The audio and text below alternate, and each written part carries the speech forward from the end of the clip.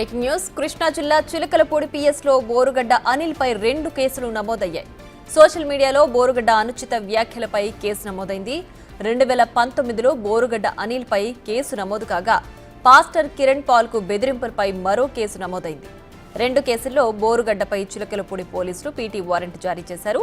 బోరుగడ్డను Rajahmundry jail నుంచి మచిలీపట్నానికి తరలించారు. జైల్లో అప్పగించేందుకు బోరుగడ్డను మళ్లీ రాజమండ్రికి తరలించారు.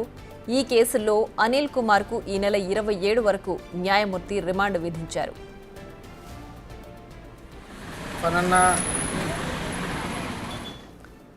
ఇక మరింత సమాచారం మా ప్రతినిధి శివ ఫోన్ లైన్ లో అందించడానికి సిద్ధంగా ఉన్నారు. Shiva, over to you.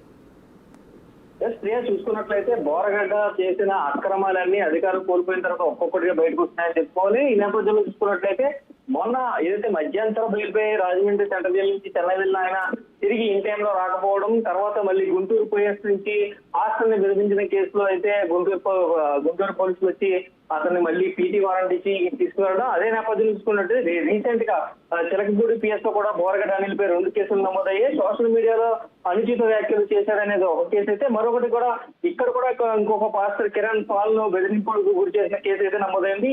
ఈ నేపథ్యంలో ఇంకో 2 కేసులకు సంబంధించి కూడా పీటీ వారెంట్ అయితే ఇచ్చి రాజమండ్రి సెంట్రల్ జైలు నుంచి మచిలీపట్నానికి తరలించారు. అయితే మచిలీపట్నం న్యాయమూర్తి కూడా పూర్తిగా రిమైండ్ విధించారు. మళ్ళీ రిమైండ్ సబ్మిట్ చేయడానికి అయితే ఈ రోజు సాయంత్రం అక్కడ మచిలీపట్నం నుంచి కూడా బోరగడ్డ అనిల్ తీసుకుని బయలుదేరారు. అయితే అర్ధరాత్రి సమయంలో వచ్చే అవకాశం అయితే రాజమండ్రి తీసుకొచ్చే అవకాశం అయితే కనిపిస్తుంది. Priya. Right Shivashankar, thanks for the updates.